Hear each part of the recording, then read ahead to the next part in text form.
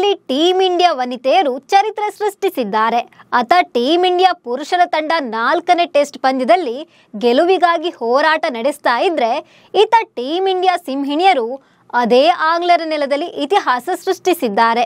Captain Harman Preeth Kaur ಬಿರುಗಾಳಿಯಂತೆ ಆಂಗ್ಲರ ವಿರುದ್ಧ ಗುಡುಗಿದ್ರೆ, ಕ್ರಾಂತಿಗೌಡ British ಬೆನ್ನೆಲುಬನ್ನೇ ಮುರಿದು ಹಾಕಿದ್ರು.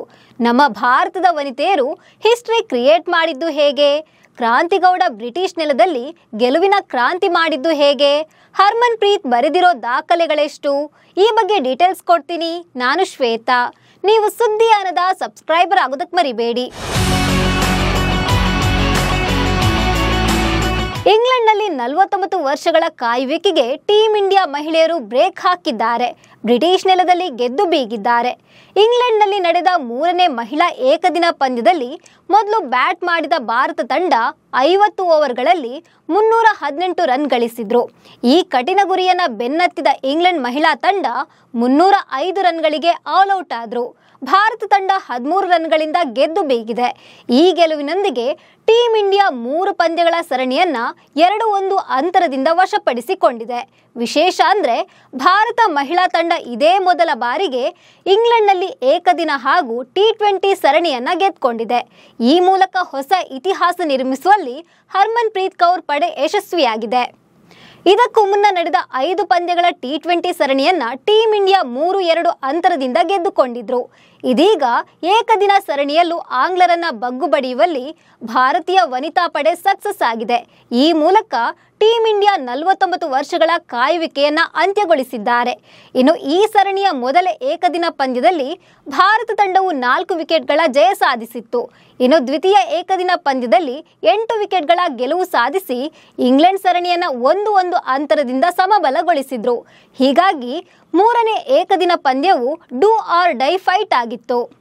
ಚೆಸ್ಟರ್ಲೆ ಸ್ಟ್ರೀಟ್ನ ರಿವರ್ ಸೈಡ್ ಮೈದಾನದಲ್ಲಿ ನಡೆದ 3ನೇ ಪಂದ್ಯದಲ್ಲಿ ಟಾಸ್ ಗೆದ್ದಾಗಲೇ ಟೀಂ ಇಂಡಿಯಾಗೆ ಹುಮ್ಮಸ್ಸು ಬಂದಿತ್ತು.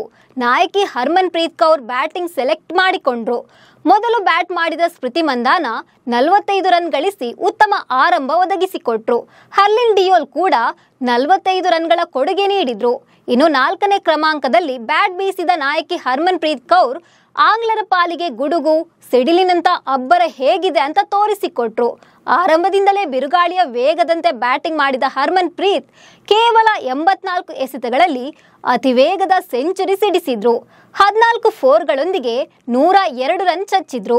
ಕೌರ್ ಮೈದಾನದ ಮೂಲೆ ಮೂಲೆಗೂ ಫೋರ್ಗಳನ್ನ ಬಾರಿಸಿದ್ರು.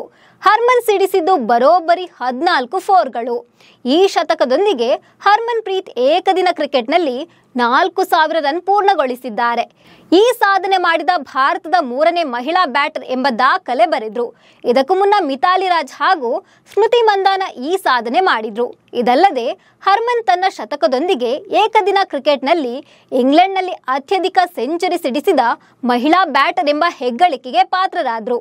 ಹಾಗೆಯೇ ಭಾರತದ ಪರ ಏಕದಿನ ಕ್ರಿಕೆಟ್ನಲ್ಲಿ 90ಕ್ಕಿಂತ ಕಡಿಮೆ ಎಸೆತಗಳಲ್ಲಿ ಅತ್ಯಧಿಕ ಶತಕ ಸಿಡಿಸಿದ ಮಹಿಳಾ ಆಟಗಾರ್ತಿ ಎಂಬ ದಾಖಲೆ ಸಹ ಹರ್ಮನ್ ಪ್ರೀತ್ ಕೌರ್ ಪಾಲಾಗಿದೆ. ಹಾಗೆಯೇ ಇಂಗ್ಲೆಂಡ್ನಲ್ಲಿ ಏಕದಿನ ಕ್ರಿಕೆಟ್ನಲ್ಲಿ 1000 ರನ್ ಕಲೆ ಹಾಕಿದ ಟೀಂ ಇಂಡಿಯಾದ 2ನೇ ಮಹಿಳಾ ಬ್ಯಾಟರ್ ಎಂಬ ಹೆಗ್ಗಳಿಕೆಗೂ ಹರ್ಮನ್ ಪ್ರೀತ್ ಕೌರ್ ಪಾತ್ರರಾಗಿದ್ದಾರೆ. ಇದಕ್ಕೂ ಮುನ್ನ ಮಿತಾಲಿ ರಾಜ್ ಮಾತ್ರ ಈ ಸಾಧನೆ ಮಾಡಿದ್ರು. ಹರ್ಮನ್ ಪ್ರೀತ್ ಕೌರ್ಗೆ ಉತ್ತಮ ಸಾಥ್ ನೀಡಿದ ಜೆಮಿಮಾ ರೋಡ್ರಿಗಸ್ 45 ಎಸೆತಗಳಲ್ಲಿ 50 ರನ್ ಕಲೆ ಹಾಕಿದ್ರು.